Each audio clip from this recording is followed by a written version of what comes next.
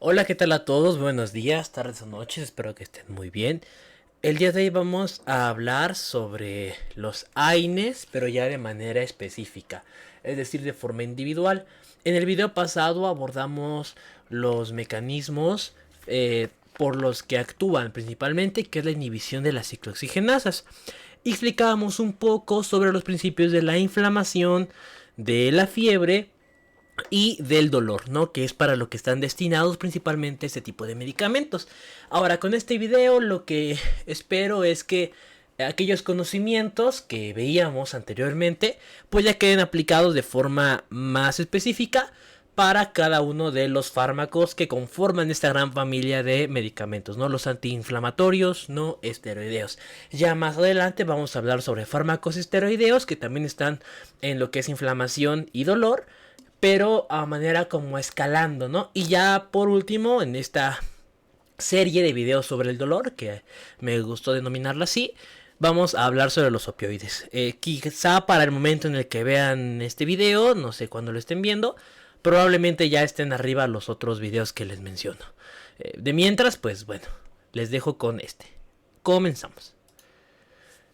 Bueno, primero que nada vamos a hablar sobre el ácido acetil salicílico y otros salicilatos. Realmente hay muchísimos de ellos y puse los más como relevantes, por así decirlo. Primero, pues obviamente el ácido acetil salicílico, que conoce la gran mayoría de las personas, la típica aspirina.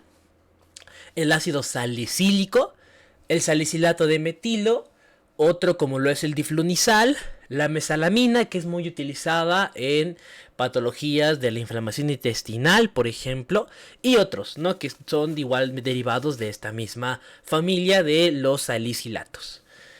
El mecanismo, bueno, tal y como explicábamos en el video pasado sobre los mecanismos fisiológicos de los fármacos, se unen de forma irreversible a las ciclooxigenasas, es decir, cuando se unen ya no hay vuelta atrás, o sea, se unen, se pegan y las desactivan.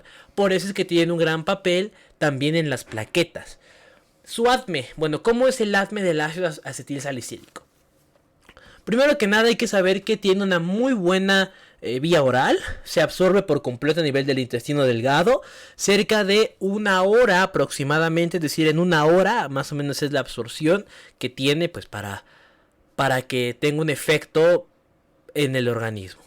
Está en formas, o bueno, se afecta principalmente por la tableta, es decir, si la tableta tiene alguna cubierta, si está administrada de forma incorrecta, etcétera, afecta el mecanismo de absorción del medicamento. También la mucosa gástrica afecta y el tiempo de vaciado gastrointestinal también afecta al fármaco. Los alimentos pueden llegar a generar una menor absorción del ácido acetil salicílico, por ahí hay que tener cuidado en su administración. Sin embargo, es un poquito controversial porque ayuda tomarlo con alimentos, ya que disminuye los riesgos gastrointestinales que son los principales, ¿no? Estas hemorragias que puede llegar a provocarse en una úlcera a nivel de lo que es el intestino, por ejemplo. Se absorbe muy bien o viaja muy bien por todo lo que son los tejidos y los fluidos corporales. Se une muy bien a la albúmina y de hecho se une tan bien que hasta compite con algunos compuestos endógenos, es decir, algunos compuestos del mismo cuerpo, como las hormonas de la tiroides. Hay que tener eso muy presente si estamos con un paciente con hipotiroidismo, por ejemplo, y que está siendo tratado con medicamentos contra el hipotiroidismo. Lo afectan o principalmente lo eliminan algunas enzimas intestinales, eritrocitarias y hepáticas, ¿no? Del hígado. Su principal metabolito se llama ácido salicilúrico, que pues viaja a través de la orina. La eliminación del fármaco es según la dosis. Si usamos dosis muy altas, que las dosis muy altas se utilizan principalmente para los efectos antiinflamatorios, pues tarda hasta 9, 12 horas en eliminarse. Pero si usamos dosis muy bajas, que son las dosis, por ejemplo, para el mantenimiento de personas con un riesgo cardiovascular y que se les da el ácido acetil salicílico para evitar el riesgo de algún trombo, por ejemplo, el riesgo de algún infarto, es decir, hace que, como evita la coagulación, vamos a ponerlo en términos coloquiales, ¿no? Hace la sangre más líquida, menos espesa. y con ello hace que su flujo sea mayor. Cuando se da en dosis mínimas, que son 100 miligramos, lo que ocurre es que su eliminación tarda desde 20 minutos, por ejemplo. O sea, puede desde 20 minutos hasta 9-12 horas según la dosis. La concentración del fármaco es lo que va a provocar la toxicidad.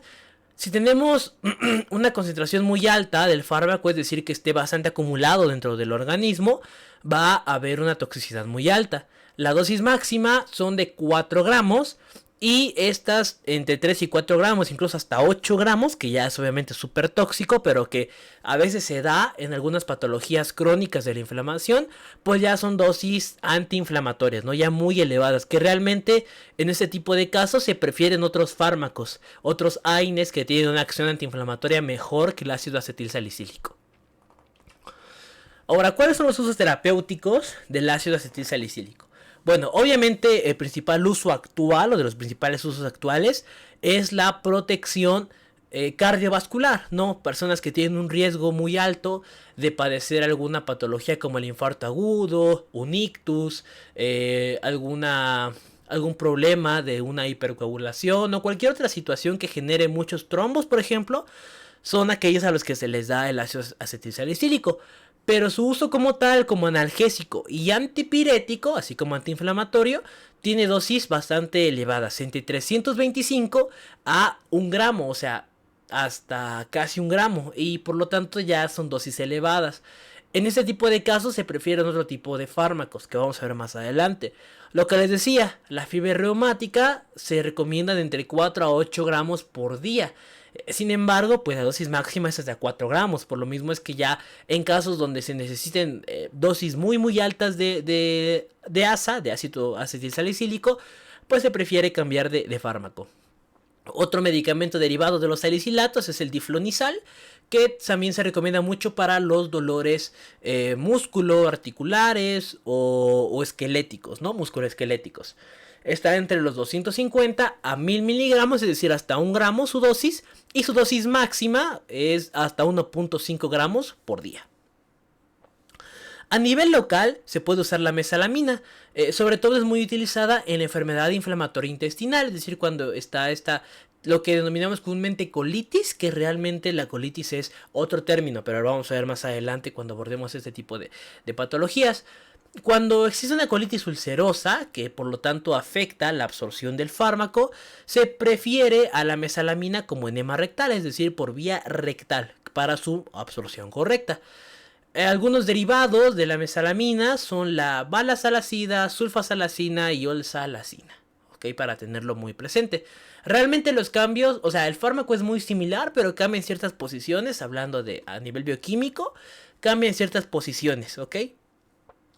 Y también se prefiere el uso de algunos salicilatos en su acción queratolítica, es decir, rompen la piel, por así decirlo, cuando está muy dañada. Por ejemplo, imagínense que tienen un callo muy grande y la pomada que utilizan, o el linimento que usan, o el ungüento que tienen, justamente tiene algún tipo de salicilato para que perfore la piel, rompa de cierta manera y genere una descamación en ese tejido dañado.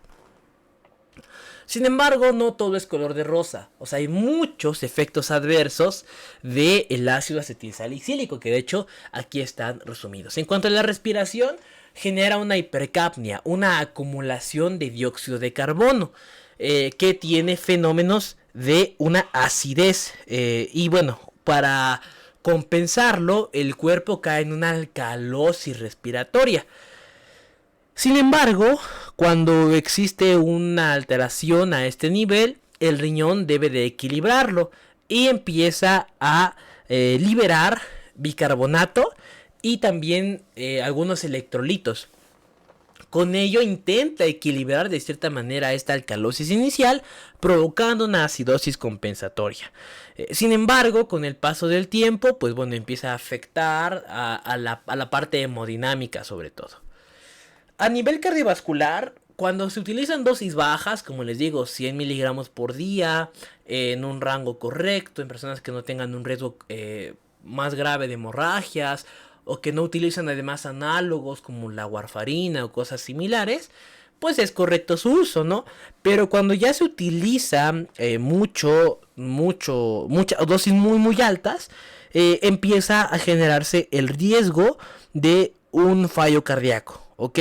Porque disminuye el hematocrito y se dilatan demasiado los vasos sanguíneos. Cuando se dilatan tanto los vasos sanguíneos, lo que hacemos es darle un trabajo extra al corazón, y al darle un trabajo extra al corazón vamos a llegar a el fallo cardíaco, y el trabajo del corazón, es decir, el trabajo cardíaco, aumentan mucho. Con ello podemos caer en algo que se llama la insuficiencia cardíaca congestiva y el edema pulmonar, porque está todo el tiempo trabajando el corazón, que ya está tan cansado que empieza a ya no bombear la sangre de forma correcta. También hay efectos gastrointestinales y hepáticos, ¿no? En cuanto al gastrointestinal, pues los más sencillos, entre comillas, muy entre comillas, es un malestar a nivel del epigastrio, es decir, en lo que comúnmente le llamamos la boca del estómago, la parte más alta del estómago. También hay dispepsia, náuseas, puede haber vómitos. Y de lo más grave, pues obviamente son las hemorragias y las úlceras gastrointestinales, que justamente con el efecto que presenta de dañar a la mucosa del estómago, hace que esta acidez perfore al tejido gástrico. Además, con la capacidad que tiene de generar una disminución de la agregación plaquetaria, hace que las hemorragias sean más profusas, no más grandes. En cuanto al hígado, pues bueno, dosis mayores o superiores, que es cuando se utilizan, por ejemplo, como antiinflamatorio, con las dosis altas que les mencionaba, empieza a generar daños y trastornos al tejido hepático. La ictericia es poco común, pero es bastante regular encontrar alguna molestia a nivel del cuadrante superior derecho, ¿no? Que es donde está el hígado y lo empieza a afectar.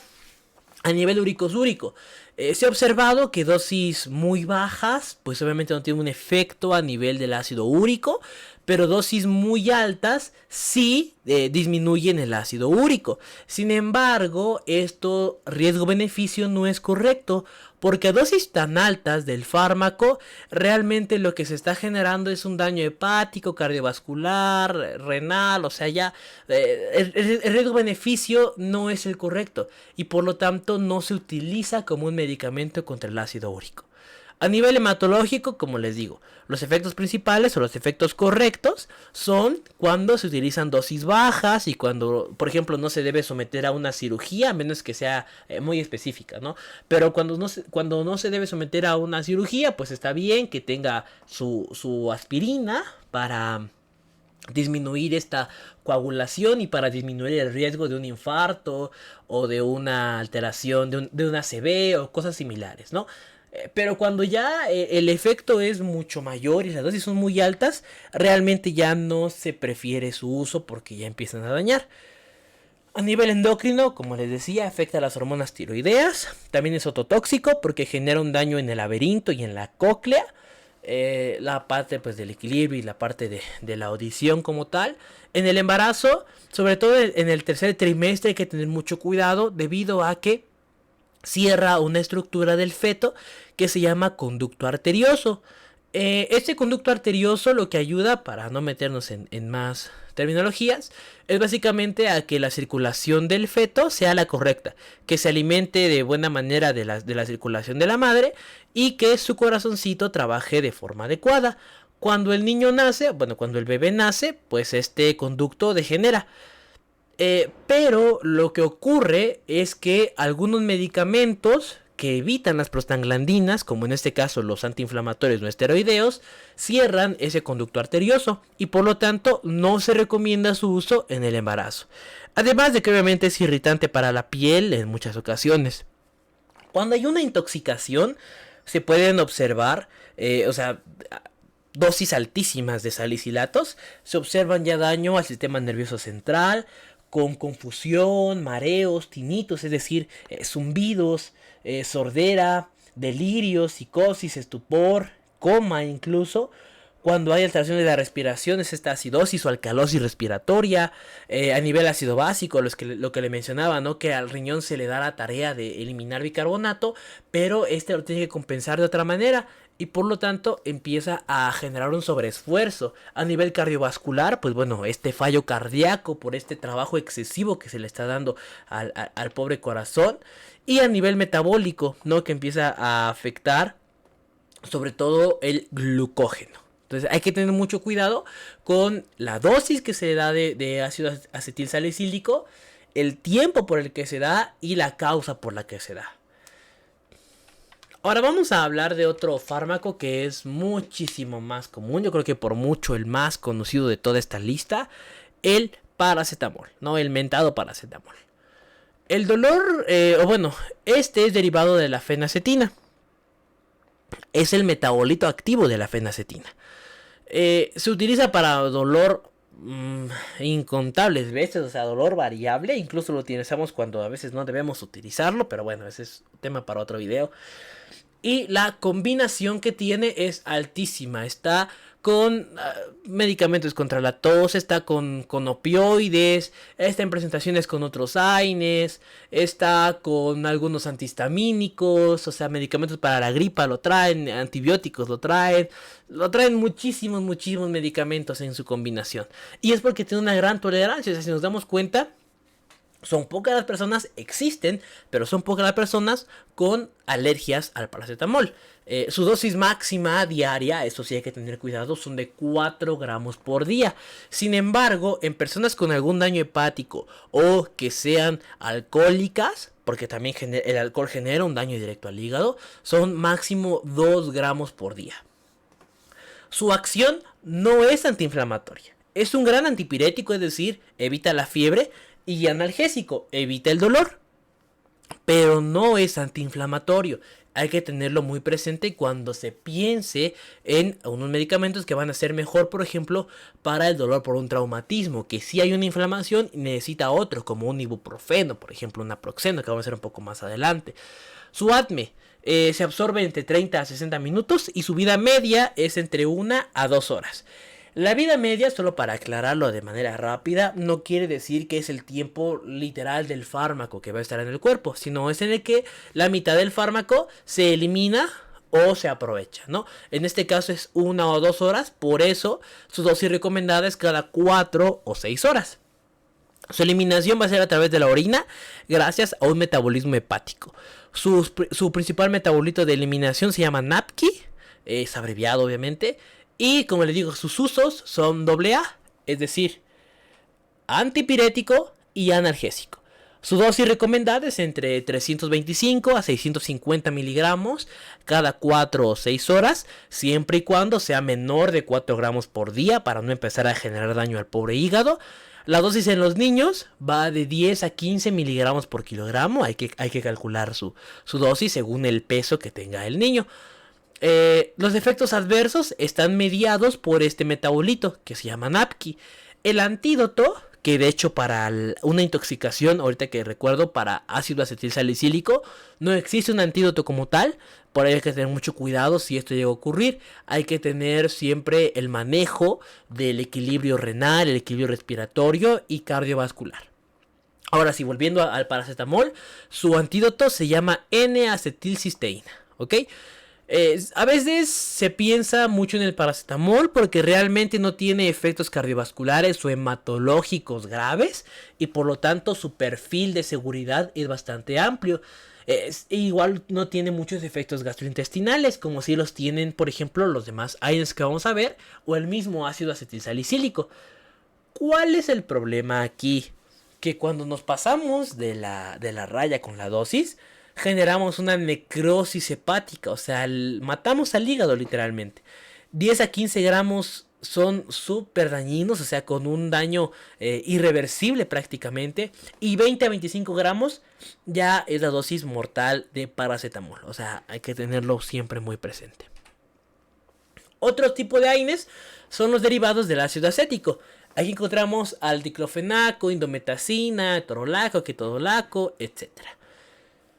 El diclofenaco no se ideó como un fármaco selectivo para la COX-2. Recuerden que tenemos dos COX, ¿no? Esto lo vimos en el video pasado, pero se explico de forma rápida. Tenemos dos COX, la COX-1 y la COX-2. La COX-1 es la que ayuda a los efectos de protección en el moco del estómago, a que no haya una perforación por parte del ácido. Y la COX-2, que también ayuda a regular la presión arterial, pero es la que está más hacia lo que es los fenómenos de la inflamación. En este caso, el diclofenaco es selectivo de COX-2. No se pensó así, pero pues bueno, se dieron cuenta que era un poco más selectivo para lo que es la inflamación. En este caso, su vida media es de 1 a 2 horas. Pero la biodisponibilidad, es decir, lo que llega realmente al cuerpo, es solamente un 50% del fármaco. Se acumula mucho a nivel de líquido sinovial y se elimina por la orina y por la bilis. Sus usos son muy variados, puede ser de la artritis reumatoide, la osteoartritis, la espondilitis anquilosante o la dismenorrea, es decir, el dolor menstrual. La dosis común que se tiene es de 50 a 150 miligramos. Los efectos adversos son principalmente gastrointestinales, pero también eleva el riesgo de la hipertensión arterial y del infarto agudo al miocardio. Sobre todo por que puede llegar a provocar también daño hepático y reacciones de hipersensibilidad, es decir, ya causar afecciones a la piel o provocar alguna alergia, etcétera, ¿no? Por eso el riesgo de la hepatotoxicidad también aumenta en pacientes con diclofenaco.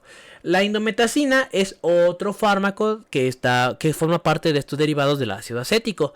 Realmente es bastante potente, es muchísimo más potente que el ácido acetilsalicílico, y realmente su uso se da para evitar de manera principal a lo que son los esteroides. Es decir, como es tan fuerte, está prácticamente muy similar al nivel de los esteroides, y se usa mucho pues para evitar el uso de estos últimos.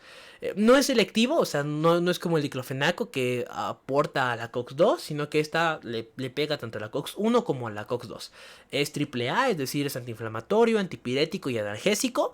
Su eliminación, bueno, más que su eliminación, su vida media y aprovechamiento se da entre 1 a 2 horas. Y su metabolismo es hepático. Como les digo, es mucho más fuerte que el ácido acetilsalicílico y puede utilizarse para cerrar el conducto arterioso. Ustedes me dirán, pero si dijiste que el conducto arterioso es una estructura positiva en el feto. Exactamente, en el feto es una estructura positiva. Sin embargo, cuando el niño nace y no se elimina el conducto arterioso, que se llama conducto arterioso persistente, esta patología, se debe de cerrar a la fuerza con algún medicamento de este estilo. Realmente no se prefiere mucho la indometacina, pero se puede utilizar.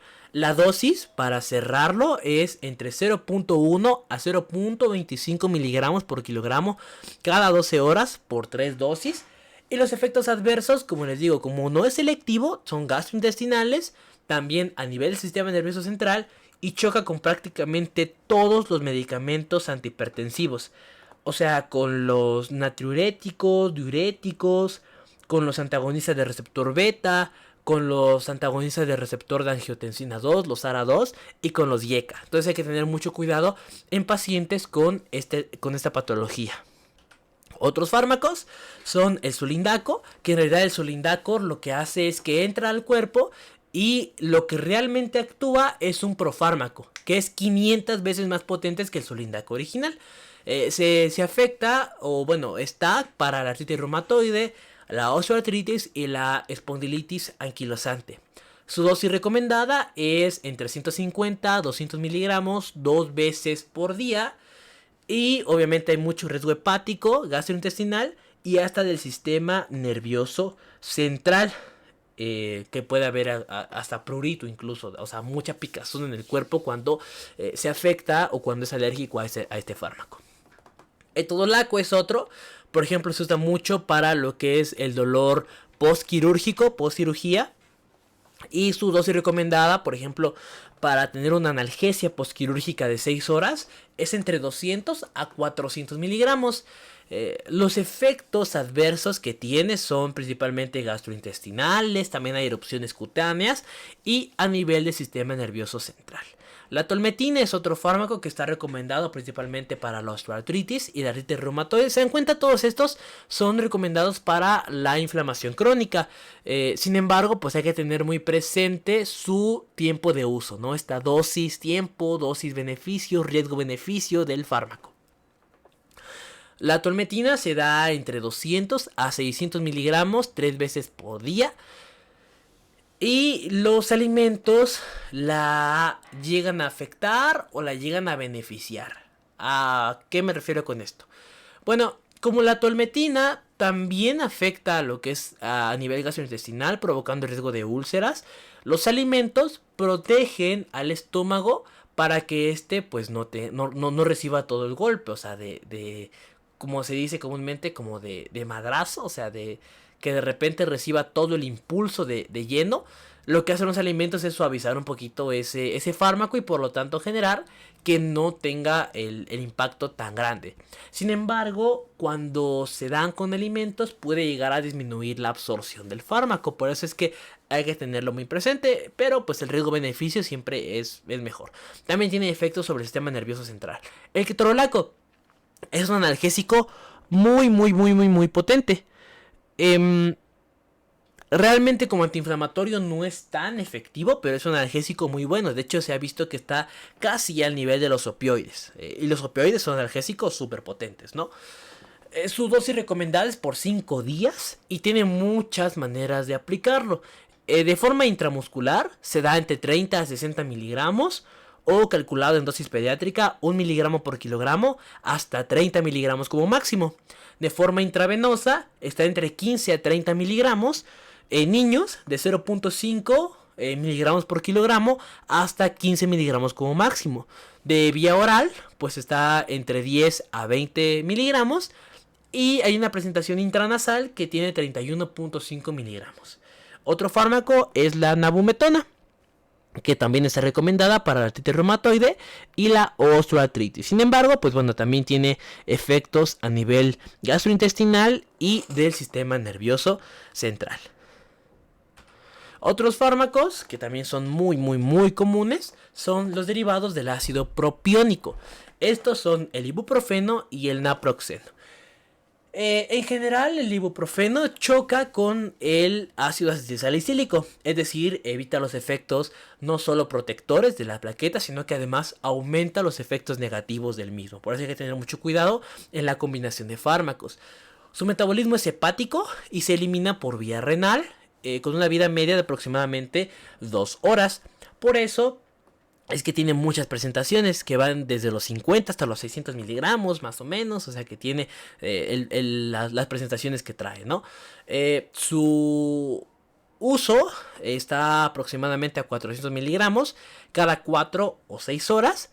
Tiene varios efectos adversos, sin embargo, se ha preferido mucho cuando hay alguna intolerancia a otros AINES. O sea, el ibuprofeno también tiene sus efectos negativos, pero pues se utiliza muy bien cuando hay otros AINES que generaron más daño, por ejemplo. Y por eso es que se prefiere su uso. Entre los efectos adversos son los gastrointestinales otra vez. ¿Por qué? Porque afecta a la COX-1, que es la protectora del estómago, ¿no? Y de sensibilidad, o sea, salpullido, prurito, etc. En el embarazo no se recomienda porque también llega a cerrar el conducto arterioso. Pero obviamente cuando nace y este conducto arterioso persiste, que se llama conducto arterioso persistente, ayuda a cerrarlo. El naproxeno es otro fármaco muy conocido que va a tener múltiples presentaciones, ¿no? Que vienen desde los 200 hasta los 500 miligramos, etcétera, ¿no? Y también tiene muchas combinaciones, así como el paracetamol, está con antihistamínicos, con medicamentos para la tos, con paracetamol, o sea, tiene muchas combinaciones este fármaco. Se absorbe muy bien por vía oral y se pega bastante bien a lo que son las proteínas plasmáticas. Su vida media va desde las 9 hasta las 25 horas, o sea, es muy amplio su recorrido. Se metaboliza por el hígado y se elimina por la orina. Entre los efectos adversos, se ha observado que el efecto cardiovascular, o sea, el daño que tiene a lo que es el corazón o los vasos sanguíneos, es menor, pero sigue un riesgo, ¿ok? Y volvemos a tener efectos gastrointestinales, es decir, este riesgo de úlcera, riesgo de dolor, etcétera, y de sensibilidad, o sea, salpullido, prurito, etcétera. Otros AINES son los fenamatos, que realmente los fenamatos no es que tengan un mejor perfil de seguridad, ni que tengan una... o sea, que sean mejores, sino que son otros fármacos que se pueden llegar a utilizar. Entre los principales son el ácido mefenámico, el meclofenamato y el ácido flufenámico. Se usan a corto plazo en lesiones de tejidos blandos, en la dismenorrea, este dolor menstrual, en la artritis reumatoide y en la osteoartritis. Sin embargo, llegan a generar un daño hepático con el paso del tiempo. Otro tipo de fármacos son los ácidos enólicos, los llamados oxicams.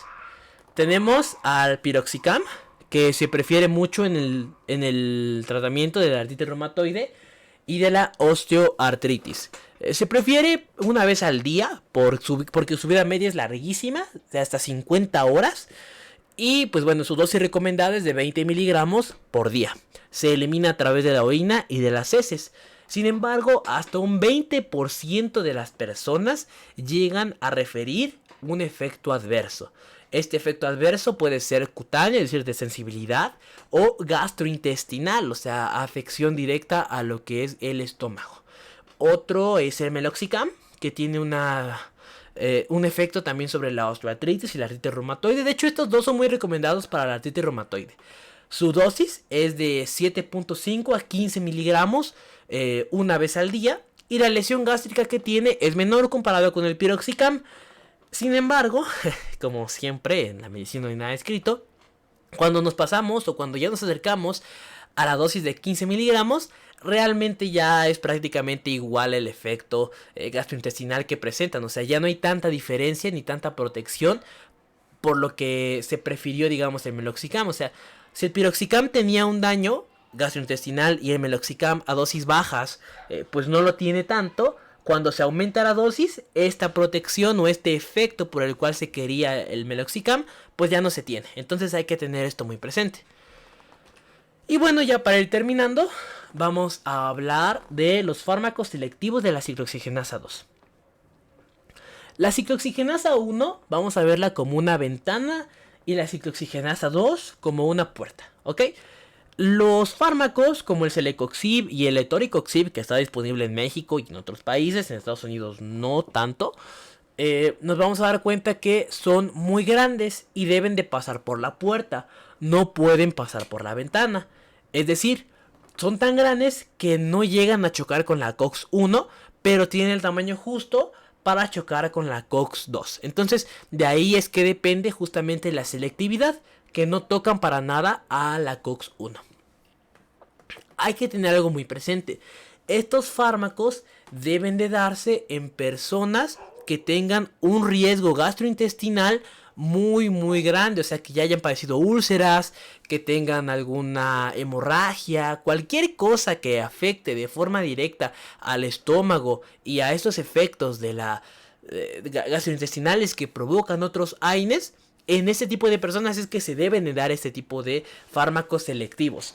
¿Por qué? Porque si se da en otras, tiene un daño cardiovascular muy grande debido a que la COX-2 no solo ayuda a la inflamación, sino que también está a nivel renal produciendo prostaglandina I2, que ayuda a la protección contra la hipertensión arterial, y pues no tiene efecto sobre el tromboxano A2.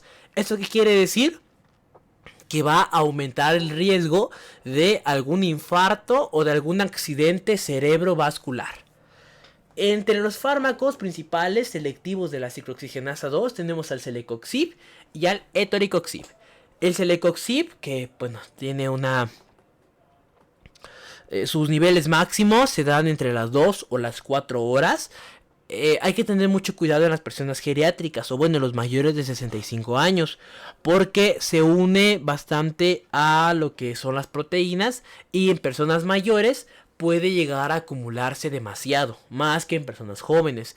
Se elimina a través de la orina y de las heces. en aproximadamente 11 horas, o sea, eso es su vida media y se elimina a través de la orina y de las heces. Se usa en la osteoartritis y la artritis reumatoide. Por ejemplo, en la osteoartritis usan hasta 200 miligramos 2 veces al día o 1 vez al día. Y en la artritis reumatoide de 100 a 200 miligramos 1 o 2 veces al día. Los efectos adversos, como les digo, son del infarto agudo al miocardio y el accidente cerebrovascular. ¿Por qué? Porque pues eleva el riesgo de hipertensión y además no protege contra esta coagulación. O sea, se empieza a acumular la sangre y se pueden formar trombos. Se utiliza principalmente cuando debe de haber una protección gastrointestinal, pero si se combina con el ácido acetil salicílico, pues obviamente este efecto va a ser nulo y no se va a aprovechar ni uno ni otro. El etoricoxib, como último fármaco, va a tener una vida media de 20 a 26 horas. Se debe tener cuidado en la insuficiencia hepática, en la insuficiencia renal no. Se usa para la osteoartritis y la artritis reumatoide, así como el dolor muscular y el dolor menstrual, que es la dismenorrea. Sin embargo, entre sus efectos negativos son el ataque cardíaco o cardiovascular y el accidente cerebrovascular. Y bueno, dicho esto, pues muchísimas gracias por haber visto el video. Espero que les haya servido, que les haya gustado. Gracias por el apoyo que está recibiendo el canal. También ya hay bastantes suscriptores. Espero que se mantengan, seguir subiendo videos y que vengan más personas. Ya saben que si les gustó, pueden darle un like, suscribirse, compartirlo, dejar un comentario si así lo desean. Nos vemos pues en un próximo video. Hasta pronto.